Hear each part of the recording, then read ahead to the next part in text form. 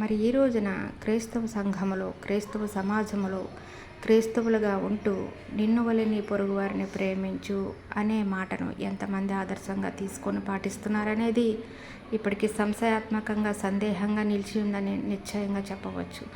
ఎందుకంటే ఇది మనుషుల్లో మార్పు తీసుకుదగ్గ అంశం. ఎందుకంటే దేవుడు ఎంత ముందు ప్రణాళికలతో ఈ విషయం చెప్పి ఉంటారు. కానీ ఇది ఎంతమంది ఆచరిస్తున్నాం అనేది మళ్ళీ ఒకసారి వెనక తిరిగి చూడాల్సిందే.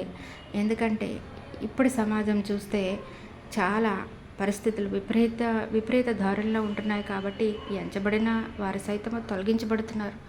మరి ఎందుకు తొలగించబడుతున్నారు అనేది వారి వారి హృదయాలను ప్రభు సమక్షంలో, ప్రభు యందు విజ్ఞాపనలతో ప్రార్థనాపూర్వకంగా ఆయన ముందు మోకరించి ప్రభు చిత్తం ఏంటో తెలుసుకునేటప్పుడు తప్పకుండా నీ హృదయం, నీ తలంపులు అన్నింటినీ ప్రభు తెలియజేస్తారు. మరలా నీవు నీ జీవితాన్ని తిరిగి తెచ్చుకోగలుగుతావు.